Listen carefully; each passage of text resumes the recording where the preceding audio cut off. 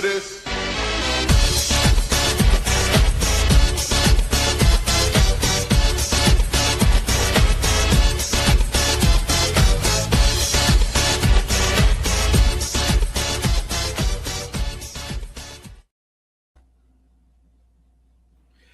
Hey, what's going on, guys? We are back. We haven't done these in a minute, but welcome back to another episode of Meadow Drive Hoops. This is I believe this is episode 17. I think we did 16 last time, but episode 17. I am Drew, and joining me here as always, Tony. Yeah, Tony. No, Mike's not coming on, right? Can you hear me? You can't hear me? I can hear you. Okay, cool. Yeah. Tony, it's Tony. Yeah. Okay. Is Mike coming on? Oh, you said Mike. I thought you were talking about my mic. No, Michael. Michael, not your Mike. You're like, is your mic coming? I'm like, hold on. Okay. I had hit him up and let him know, but I don't think he's gonna make this show because I think we started too early. Okay. Yeah, we're starting early because of reasons. Because Tony asked me if we can start early because he has some things to do later on in the day. So it's going to be a relatively short show, but we have a lot to cover in that short amount of time. We haven't done these in I think 2 weeks, and in those 2 weeks, or maybe like a week and a half, the playoffs have already started, and our Spurs are well on their way to winning their first playoff series since 2017. And they've been dominating over the weekend. A lot of shit happened in this series, and it kind of brought them together as a team. So I guess we can get started. And it's so they were playing, or they're still playing, the Portland Trailblazers in the first round. Game one was actually over WrestleMania weekend. It was on a Sunday, April 19th, to which they won. It was Wemby's debut game, and he actually broke a record. He broke Tim Duncan's record for most points by a Spur in their debut playoff game. So he passed the great Tim Duncan for 35 points. Game two, Wemby had a nasty fall. He ended up falling like on the side of his face right here and got a concussion. It was a pretty scary incident because as soon as you saw him hit the floor, you just saw his body not even move, and that was scary to watch. But luckily, he was able to get himself up and walk back to the locker room. They were able to survive without him, but they lost by 3, which they allowed that game to escape from them in the last minute. So in all actuality, the series probably should have been over already, just based off of what's been going on. And then game 3 was on Friday? Yeah, it was on this past Friday in Portland. So it was a game without Wemby, which he actually was able to travel with the team, but they pretty much just said you're not ready yet. So they had to sit him down for game 3, which that was a true test of how good this team is can they survive without Wemby? And in the beginning it looked like they weren't, because they weren't playing very well, they weren't shooting very well. And then the second half came along, and more so the fourth quarter came along, and that's when the team started to really wake up defensively and offensively, mainly with Dylan Harper. Dylan Harper scored 27 points off the bench in his debut, hitting a career high. Stefan Castle had a great game with 33 points. Fox didn't play so good, but we'll get to the next game. Luke Cornett, our boy, Corny, 14 points and 11 boards. He was catching so many alley-oops that game. So many alley-oops. Oh yeah, Cornett's awesome. To me, he's like one of the unsung free agent signings this year. Yeah. And then they ended up winning the game without Wemby. So it goes to show you that this team gels well together. They find ways to adapt without some of their best players. Dylan Harper too. Yeah, Dylan Harper was awesome. Yeah. He rose to the challenge. Like there was that one point where Scoot Henderson goes for a layup, and then he just starts cussing out Dylan Harper. Mm-hmm. And after that, that's when Dylan Harper went off. Even dunked on Robert Williams. Yeah. Which that dude, I gotta tip my hat off to him. He's been playing pretty solid for Portland. He is a top 5 offensive rebounder in this league. I put him up there around with that dude Mitchell Robinson. He's an annoyance, a disruptor. Yeah. It's someone you just don't want to have to deal with. Yeah, he looks like someone that could have played back in like the 90s, 80s. Like he just had toughness to him. He's someone I wouldn't mind on this team. Yeah. But the Spurs ended up winning that game, and then Game 4, which was yesterday in the afternoon. The good news: Wemby was back. Wemby was back to play, but just like the previous game, they weren't off to a hot start. Wemby didn't look like himself. He kind of looked a little nervous. And there was a point where 2 guys got hurt because Stefan Castle looked like he hurt his hand, and then he came back, and Dylan Harper looked. I think he had like a thing with his ankle or his leg or something, but he ended up coming back anyway. But Portland was just off to a hot start. The Spurs were down by as much as 19 points, and then they're down by 17 at the half. Yeah. But it's almost like they were playing with their food, the Spurs, where they were just like, okay, let's stop playing with this and let's just eat it. Like, we're hungry. And then they just woke the fuck up in the second half, and they won on a 13-0 run to begin the second quarter. Wemby's like, "Oh, you remember all that bullshit I was doing in the first half? Well, I'm just gonna go back to being who I used to be, but worse. And I'm just gonna start blocking shots and just catching alley-oops like left and right." De'Aaron Fox, he had a big game, 28. They needed him. Castle had an okay game. Actually, I have the stats right here. So Wemby, 27 points, 12 boards, 3 assists, 4 steals, and 7 blocks. Fox had 28 and 7. 28 points, 6 rebounds, and 7 assists. Yeah. Wemby actually tied Tim Duncan's playoff record for most blocks in a game. Well, that record is going to be broken soon because this is only his second playoff game. So let me just cut in real quick. Fox shut me up. Fox, I was clamoring. I was texting Mike on Snapchat, and I was just like, Fox needs to go off for 30. We need him. Like, what are we paying him all this money for? Like, Fox. And he showed up this game. He was 7 for 8 in the paint. Or whatever, they couldn't stay in front of him, and he was just too quick. He's just too quick, and that's what we need him to do: get downhill and create opportunities for himself and others. But it seems like he's a score first point guard, which is nothing wrong with that. Yeah.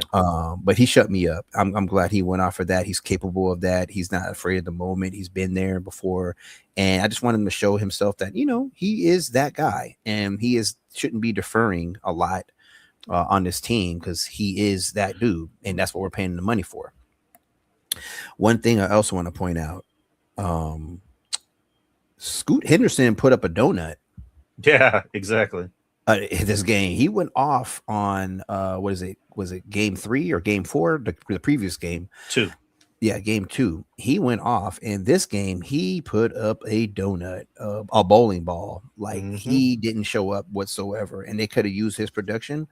But we're Spurs fans over here. But so he was a no show. And I have a question for you. What do you think about that Stefan Castle ball shove? I loved it. I love guys just fighting each other because I want that. This is the playoffs. Like, I want guys to fight for this literally and figuratively. Like, I'm tired of guys being nice to each other. I'm tired of respect. I'm tired of everyone being best friends. I like the fact that Stefan was like, "Oh, this is what you're gonna do? Okay, I'm gonna do this. Here you go." And then what the fuck? I can't say VG. Danny Abdija, just got mad and he shoved him, and then Stefan shoved him back. I'm like, oh, this is what I want to see. I want this. Like, the old Spurs team would have been nice about it and just walked away. But this Spurs team is chippy. Like, they're feisty. They're dogs. everybody's a dog on this team. Mm-hmm. Stefan definitely has that dog in him. And I like the fact that he's not going to take shit from anybody, regardless of how big or short they are. So I love that. I really love that. What'd you think about it? I loved it. And a lot of teams, if you haven't noticed, have been trying to play Stefan Castle off like he can't shoot threes. This guy has proven time and time again that he is capable of making threes. So they're just trying at this point to figure out how to guard him. And he is knocking down the 3-point percentage or 3-point shot at a consistent rate. And that's what we need. You could tell he's been in the gym and he has been working on his shot, and he knows that's one of his weaknesses, and he is coming through for us in that regard with his 3-point percentage. And yeah, I mean, that's all I could ask for him for that. And his 3-point percentage right now in the postseason is 43%. 43%. So you can keep on playing off of him or whatever, but he's going to drive it to the hole also. So he's an annoyance. He's a disruptor to other teams or whoever's defending him because he's looking to go downhill. And when you keep on doing that over and over, it frustrates the opposing defenders on the opposite team that he's just constantly pounding the rock. They don't like that, man. They don't like it because it's just like forcibly telling people like you can't stop me, and that's just what it is with him, man. So I'm really happy that he has evolved his game earlier than what I thought he would, and he's shooting 43%, which is very awesome. So yeah, I love the shove, I love his tenacity, I love his annoyance, I love his defending, I love his attention to detail, his passing, his defense on a VG, everything he has been, and then some. And then, there's nothing but Area 51 going on now. Him and Wemby are just throwing alley-oops to each other. And yeah, he unlocks Wemby a lot, and he unlocks Cornette. I don't know what it is, but he just knows how to throw alley-oops. He knows how to throw alley-oops. And I think he learned it from Chris Paul. I'm not saying, but yeah, I think, Chris Paul had something to do with that. Probably. Yeah. So, yeah, Castle is Castle, and I'm glad we got him. I could tell you, we have struck lightning in the bottle with our past 3 draft picks. Harper, Castle, and Wemby. I mean, we haven't missed. Carter Bryant. Yeah.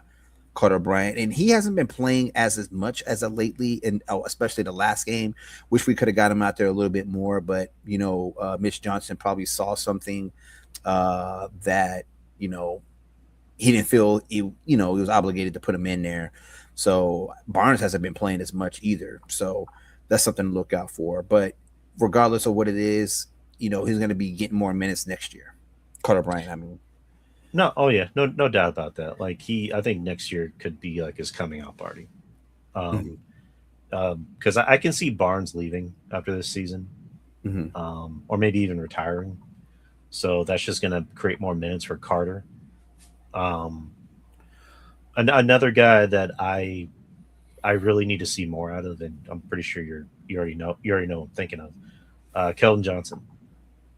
6th man of the year, by the way. We got to give him that. Let's give him that. 6th man of the year. Yes, sir. Hold on. I got something for that.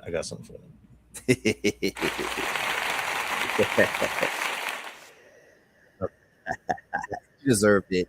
That drives Justin crazy when I do that on the one. But anyways, no, he had a great year, deserved it, but just he hasn't been producing in this series so far. And need more out of him. Last game, only 9 points, 3 out of 5 shooting, 1 out of 2 3-point shots. So obviously he's taking shots, but I think the thing is he's not getting enough shots. I know his bread and butter is driving to the basket and laying it up, which during the season it almost seemed like he never missed.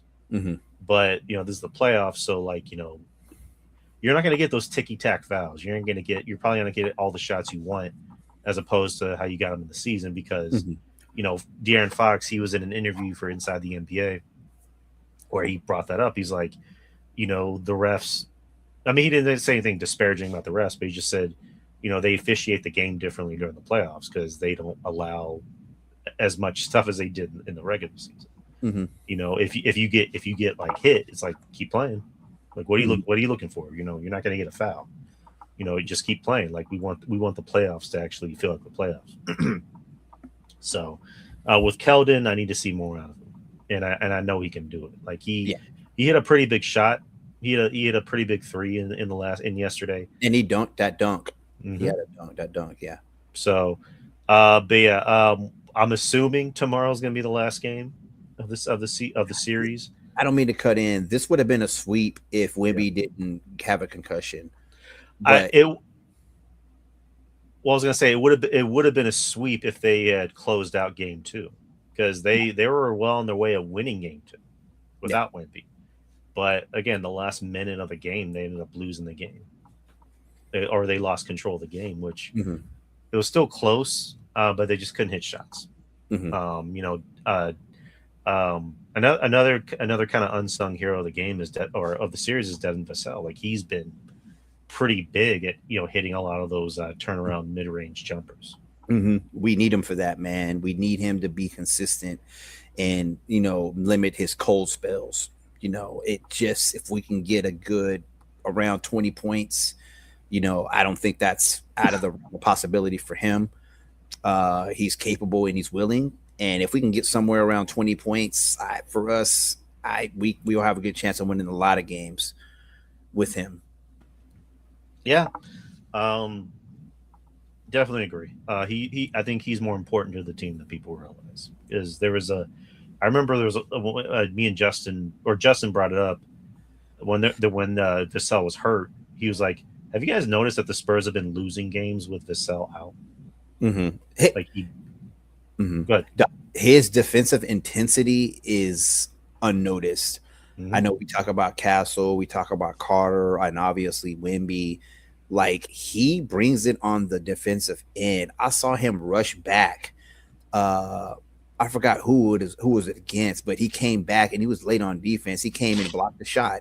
He came from behind. Like his defensive intensity he is locked in on the defensive end, and that's what we miss from him, and we need him. Yeah, we do miss. I do remember that we did lose a lot of games without him. He is a reliable defender, and I think he gets overlooked in that regard. He's willing to. We have a lot of good defenders, like at the guard position, and that's why we match up so well against OKC. And OKC is not going to have Jalen Williams. Yeah. It doesn't look like it until we, conference finals or whatever. But he's in and out of the lineup. He's not playing, so I don't know. When they meet us, or if we can get past we're gonna get past the Portland Trailblazers. But let's just say hypothetically, the way everything is set up right now, we play the Wolves. Anthony Edwards is out, and Dante DeGenjo is out. DiVincenzo. Also. Yeah, he has a torn Achilles, so he's gonna be out for the remainder of the playoffs. Like that's Mm-hmm. a injury right there. Isn't that the same thing that Kobe Bryant got, torn Achilles? Achilles. Achilles. Bro. I love you. Yeah, he had a torn Achilles. Okay. Okay. Well, yeah, he's gonna be out, man. And they said that AE is gonna be out for weeks, weeks, Yeah, weeks. But you remember what I told y'all before the season started? I said we don't match up well against the Wolves. But if they ain't gonna have that dude AE, and if they ain't gonna have Dante DeGenjo, we match up pretty well. I mean, there's two elimination games tonight. So there's LA and Heat. I think there's LA and Heat. Actually, let me pull up the schedule real quick. Give me 1 second. Yeah, I think LA and Houston played last night. Okay. Oh yeah, that was last night. So Yeah. there are two elimination games tonight. So there's Thunder and Suns. Thunder's that's Sweet one. a win. And then the late game is going to be Timberwolves and Nuggets. So Man, dude, and that doesn't look good for Jokic. That's all I'm gonna say. If the Jokic gets beat, I would say freaking AE was like 50, 60%. Like he was barely on the damn floor. Like I'm not saying he didn't contribute, but he wasn't really available. It doesn't look good for Jokic if they lose this. It doesn't look good. And also they didn't have Aaron Jordan either. I think Aaron Jordan didn't play last game. So Yeah. But it just doesn't look good. I mean, okay, so without Anthony Edwards, just in general, like DiVincenzo, he's a good player, but Anthony Edwards is their franchise player. He's their best Superstar. player. Yeah, he's a superstar. Without him, they're not getting far. Like I don't care if they do win against Denver tonight. They're not getting far without Anthony Edwards. I'm sorry, but I can see Denver possibly coming back and winning the series. That's if they can get their head out of their ass. Yeah. But I can see them winning the series. Because Minnesota's just like undermanned at the moment. Did you see that dude Io Dosunmu? Oh my goodness, bro! He came from the Bulls.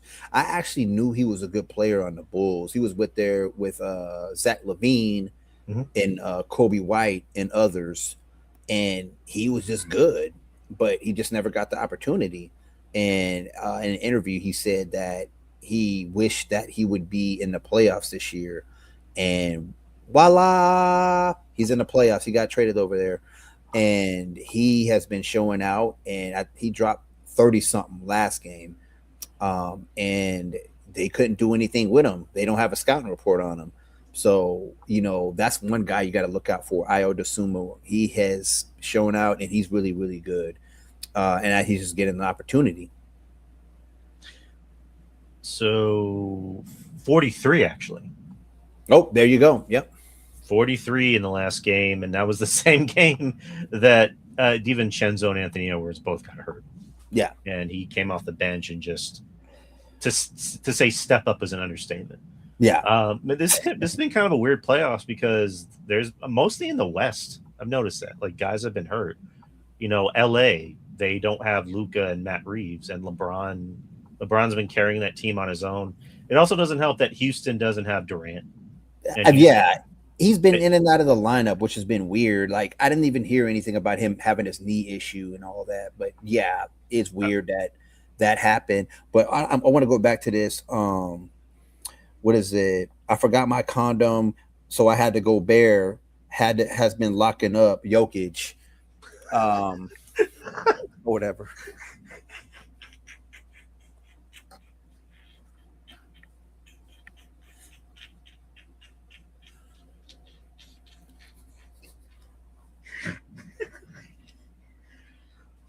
Continue. Yeah, he's been locking up Jokic, man. He's been locking him up. Yeah. And I have a question. Do you think he's gonna do that same thing to Wemby? Oh yeah. That's gonna be a matchup for sure. Rudy Gobert and Wemby, two Frenchmen. Oh. So that I think he's definitely gonna go at Wemby. How he handles Wemby, I don't know. Because Wemby, the best way to take him out of the equation is to take other people out of the equation. Neutralize Stefan, neutralize De'Aaron. I've also noticed that Jokic gives Wemby problems because Jokic is so stocky. He's not. He's not fat. He's kind of. He kind of is pudgy a little. It's a mixture. It's a mixture of stocky and bulky. I don't know how to put it, but I'm not fat. I'm husky. Let's go ahead. Shut up. Fuck. Okay, Jokic is husky. But like he's able to kind of back up Wemby in the post, and Wemby can't really do much with it. True. Because he's kind of used to guys, playing him a different way, whereas Jokic is more just like, I'm going to use my whole body to back you up and then lay down. So either matchup is going to be interesting. Obviously Denver is going to be tougher because it's Denver. Minnesota, with just Gobert, with just a Gobert, and maybe a Julius Randle. Those are going to be two interesting matchups. Yo. Like I said, man, we don't match up well against them. And I can't hear any. I can't hear anything. You can't hear no feedback. You there? There's a lot of noise going on your end. Can you hear me? I can hear you, but there's a lot of noise happening on your end. Okay. I've turned off the fan, so you should be able to hear me better now. Yeah, man, we don't match up good, and I'm really saying that in the post. Like, I would say that this would be a matchup that we could actually play Cornet and Wemby on the same floor together, so we can match up with Julian Randle and Gobert, and I think that'd be good for us if we can utilize those two on the floor at the same time. So there's not too many teams we can do that with. We're going to be able to do it with the OKC Thunder, with Hartenstein and Chet Holmgren, but we'll see what what's his name, Mitch Johnson has in store for that. But yeah, they're going to be physical with us for sure, especially Julian Randle. He's bulky too, more muscular. He's undersized, but he is bulky, and he's one of those dudes that if Wemby tries to catch it at a high post, he's going to be able to weed him out to the 3-point line. And that's really annoying for us, so more so, I think, I know it sounds weird, but I think Wemby has played against Go-Go Gadget for the bulk of his career, even before he got in the NBA. So he knows his game in France. So I don't, he's going to be able to, check him a little bit, but I think Wemby, for the most part, is going to have his way with him. So I'm not too worried about that matchup in particular. I'm just worried about Julian Randle because he can get underneath him and weed him out. Yeah, you're not wrong about that. Tonight you have Detroit and Orlando, which I don't know what's going on with Detroit. Like, yeah, you know what? In my opinion, is that after that one game or those two games with San Antonio, Detroit kind of not necessarily fell apart, but they're not as like strong as they once were. Mm-hmm. I mean, they're still the number one seed in the East, but Orlando's giving them problems. Mm-hmm. Your boy, Paolo, he's been playing up to his potential. The big problem with Detroit is that Cade's doing all the right things. Mm-hmm. He's doing everything he should do. It's just who else can score? Doug, I'm tired of people saying that. They had Jalen Durham. He was an all-star. No, Jalen Durham was an all-star. He's been underwhelming in this series too. Yeah. But I mean, hey, look, why is he an all-star then? They have a second option. So yeah, but okay. Let me rephrase the question. After Jalen Duren, who else? Duncan Robinson, and that's not saying much. I know you just didn't say Duncan Robinson. I know you just didn't say Tim Davidson. That was dumb. I'm sorry. But yeah, they don't really have. Besides Jalen Duren, who just hasn't really been playing well in the series, it's just like they don't have anyone else that can score. Mm-hmm. And that's a big problem for them, and they're going to need to step it up. Because like let's say they get out of the let's say they get out of the first round, they're going to have to possibly play Cleveland, and Cleveland's a tough matchup for anybody. Oh no! I want to talk about that series.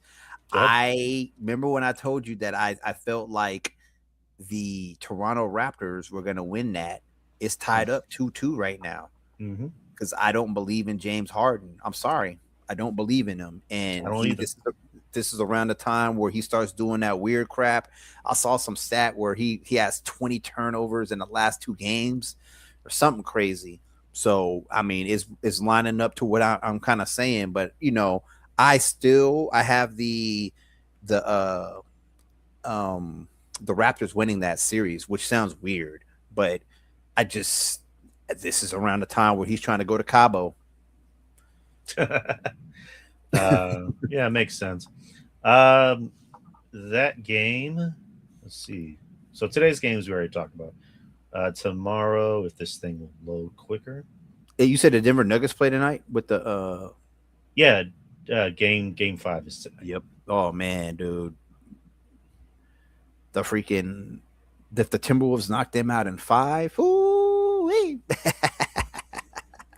So we'll be watching that one tonight. Hopefully, it's on Prime.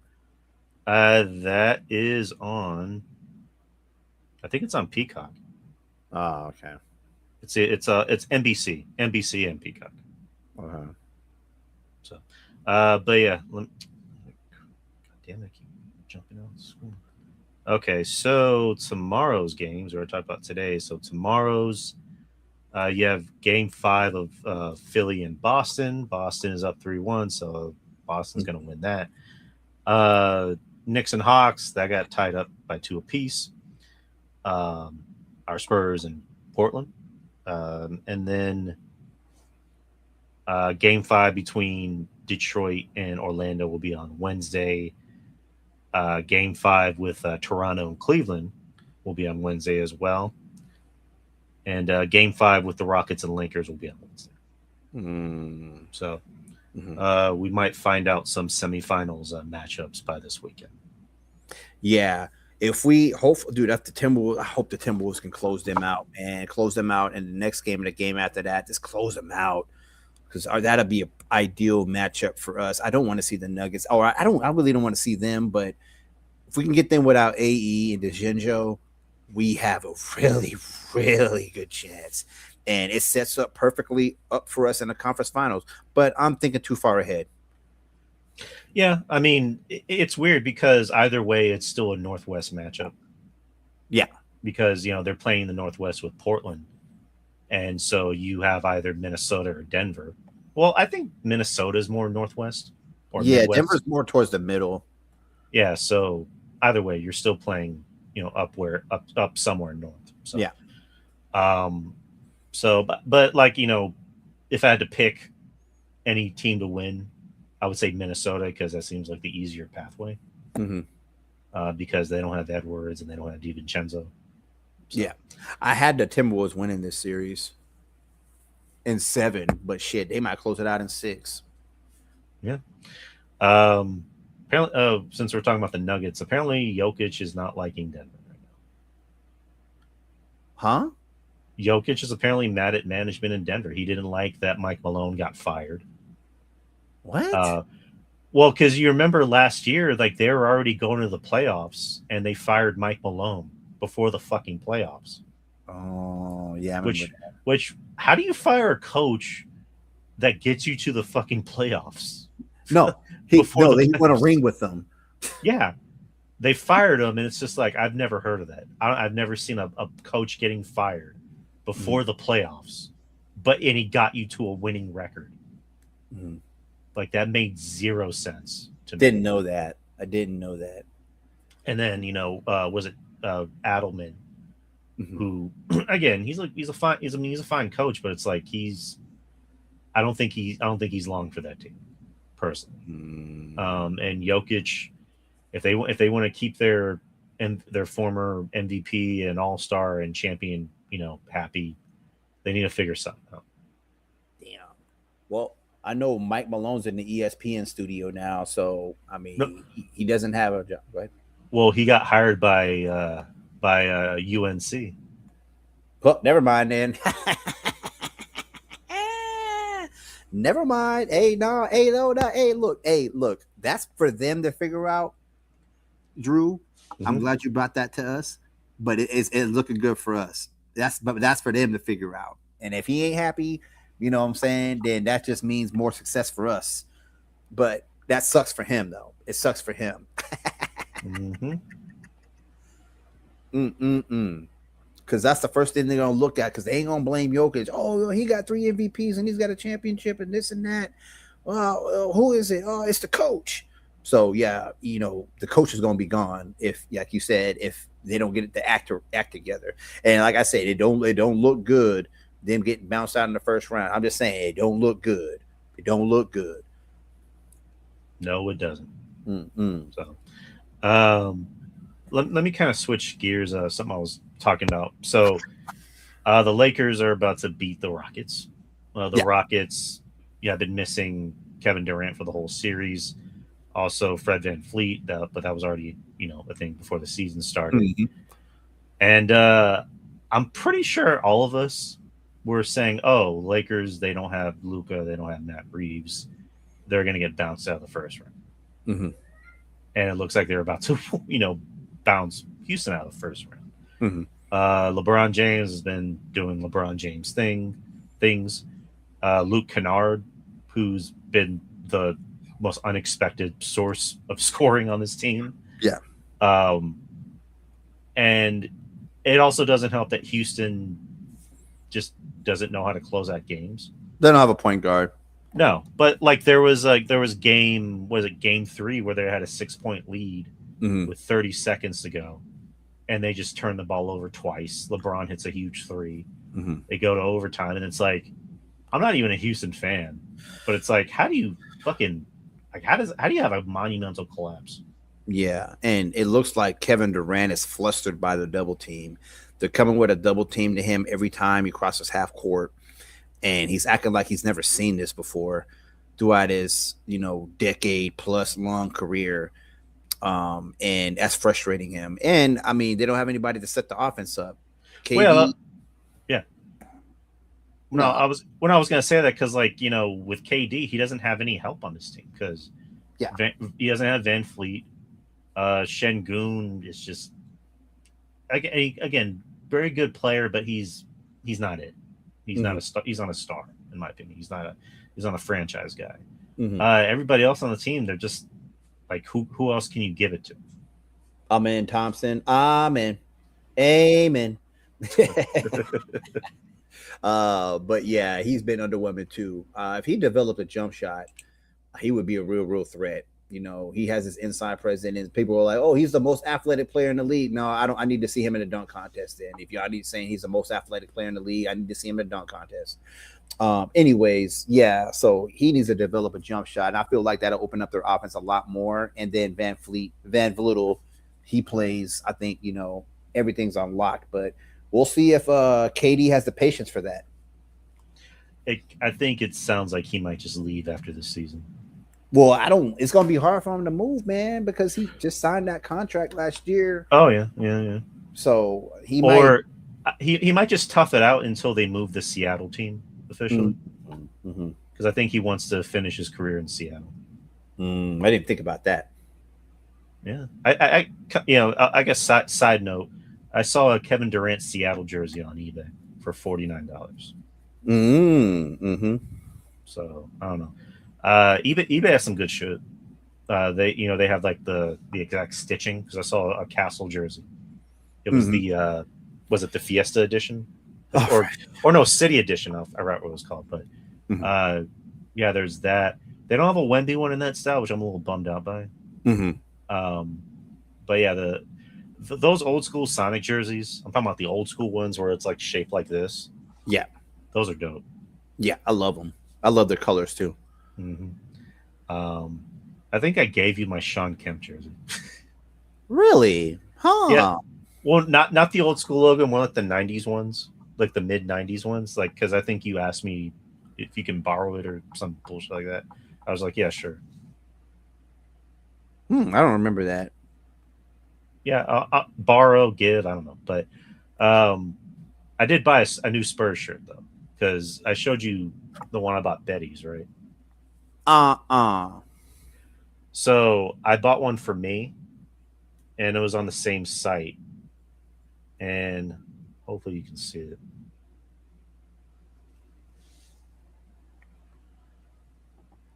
Oh, that is clean. Oh, I like that.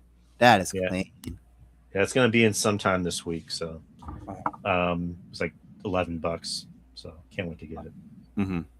Yeah, the site's called Sheen or Shine, SHEIN. It's essentially Temu. Yeah. Oh, now I can see. But yeah, there's also a possibility, I guess, with the Lakers winning that series, that they can get Austin Reeves back just in time for his series against OKC. But even if that's the case, OKC is still winning that series. Yeah. So even if they magically get Luka back, they're still not winning. Nah, they might end up, maybe if Luka comes back, they might be 5, but they're gonna be just like what the Phoenix Suns is, getting the broom out. I mean, even if they were at full strength going into the playoffs, I don't think they were going to beat us. I mean, I shouldn't say us because I don't play for the team, but they weren't going to beat the Spurs. And even if they somehow beat the Spurs, they weren't going to beat the Thunder. That was actually who I wanted to see in the playoffs, but the cookies didn't crumble like that. Luka decided to get injured, and we decided not to play Wemby last game of the season to in hopes of winning that last game. So it fucked up the seeding, but regardless, I played it out. No, it didn't fuck up the seeding because actually, I just thought of that game. I just thought of it. Yeah, because I was like, oh wait, I think they already locked. I think 1 and 2 already locked up. And I was like, oh yeah. So I guess for like reasons, it's just like I would have liked if Wemby could knock LeBron out of the playoffs. Like that would have been one of those money matchups of like the future versus the past. Mm-hmm. That would have been big ratings, and like the Spurs are now ratings darlings in the NBA. I don't like it. Like I told you, everybody's hopping on. I don't like it either because like I was listening to Shannon Sharp talk about it on the show Nightcap, which I actually like that show. It's funny. Him and Ocho and Joe Johnson, they're funny on that. But yeah, they're brought up the Spurs, and like Shannon Sharp's like, I'm a fan of this Spurs team, not the old Spurs team. I went, whatever. He's like, it was like eating broccoli. I'm like, whatever, fuck you. I don't want you to be a fan of no Spurs team. No, you don't get to be a fan, Shay. Yeah, for real. Go hop on your dude LeBron and go chase him around and have fun with that. My boy LeBron about to do his thing on you. He always does that. He always does that thing where he smacks his lips like. Yeah. But I do get kind of angry about that. It's like, oh, now you guys want to be fans. It's what was that one line from that song? Back then they didn't want me. Now I'm hot. They all love me. Mm-hmm. Mm-hmm. Who sang that, by the way? Mike Jones. Mike Jones, Yeah. Texas. Or is he from Texas or where's he from? Yeah, Houston. Okay, Mike Jones. Speaking of Mike Jones, is another like off-topic story. I remember because obviously Tony knows this. I work at a jail. I'm not gonna say where, but I remember there was somebody that I had paperwork for somebody named Mike Jones, and I showed this to a friend of mine who's younger. So I was like, "Hey, Mike Jones," and she didn't get the reference. She was like, "I don't get it." I'm like, "You fucking young people, you don't get this shit."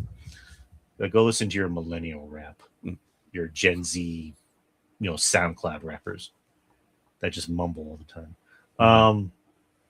But it just again, new Spurs fans all of a sudden want to ride that dick. Mm-hmm. We don't want you. Go away. Yeah, and we don't want Kawhi Leonard either. Go ahead. You can stay outside the house in your car and look, but you can't actually come inside. And fuck Kawhi Leonard too. We don't want him. Yeah. We don't want him back. Rest of the playoff. Yeah, it looks like the West, the second round's already kind of decided. And then the East, same shit. New York is probably going to win that series. So it's going to be New York and Boston again. And Detroit is going to be interesting, but I can see them. The team that everybody needs to be looking out for is the Celtics. Celtics have a really, really, really high probability of going back to the finals this year. So, yeah. Celtics are coming out at East. There's no ifs, ands, or buts about that. Yeah. So, the Cavaliers and the Detroit Pistons and all of that, the Knicks. I hope they end up finding the Knicks, but I got the Celtics coming in. It's either going to be us or OKC if the chips fall where they may. And regardless, it's going to be a good matchup for whomever. But I would say this: if OKC plays Celtics, Jalen Williams better be available. Here's what I'm going to say: the real Eastern Conference Finals is going to be the second round between Boston and New York. Yeah, that's the real Eastern Conference Finals. Whoever wins that series is coming out of the East. Yeah, and whoever makes it to the conference finals, they're just going to lose to whoever wins that series. For obvious reasons, I want to, Spurs and Celtics. That'd be a great matchup. It's going to be between the Spurs and OKC.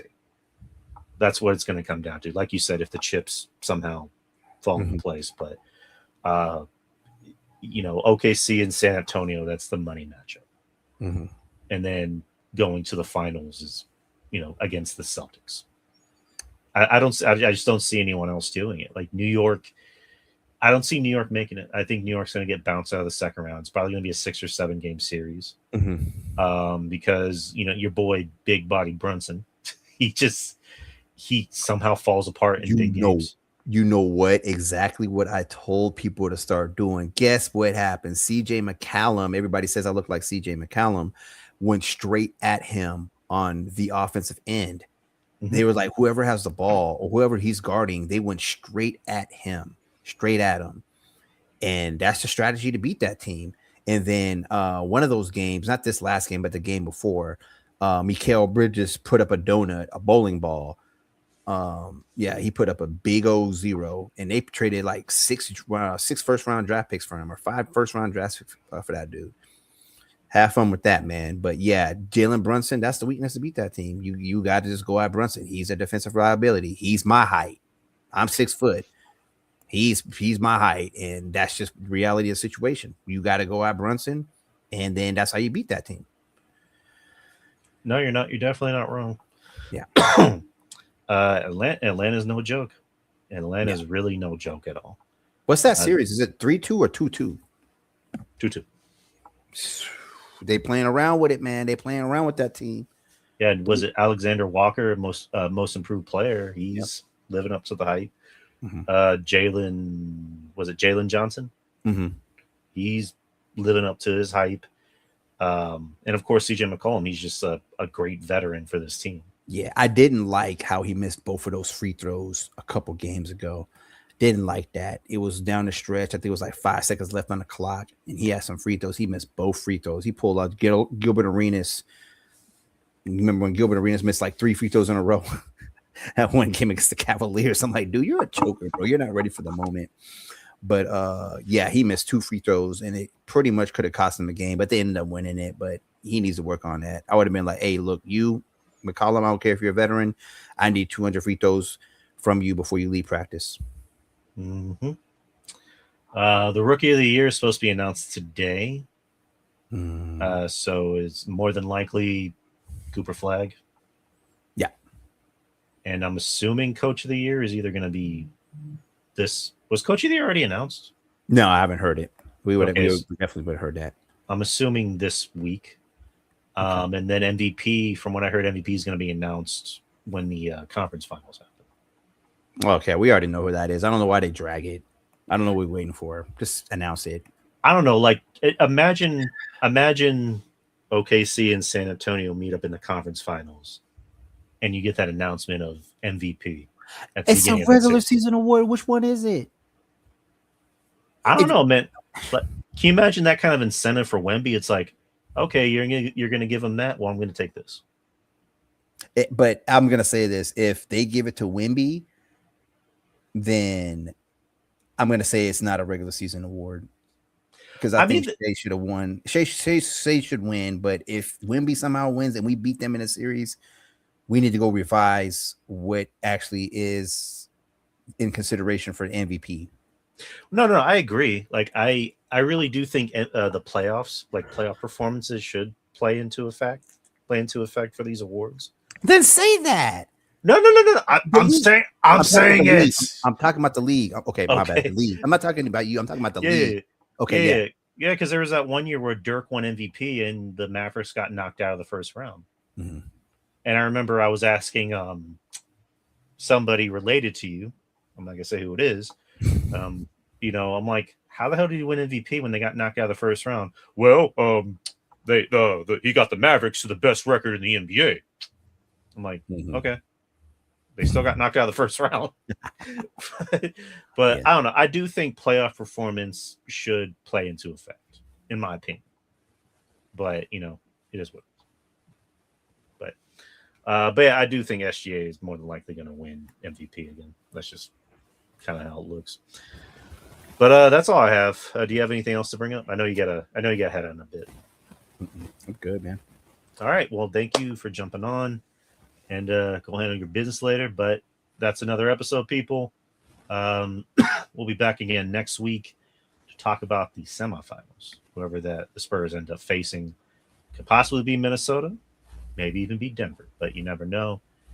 But thank you, people, and I will see you this Wednesday. So I will see you all this Wednesday for the experience, where we have a lot to talk about with me, Justin, and Ruben. So, and just make sure you subscribe to the YouTube channel. So, anyways, people, peace out, and go Spurs, go.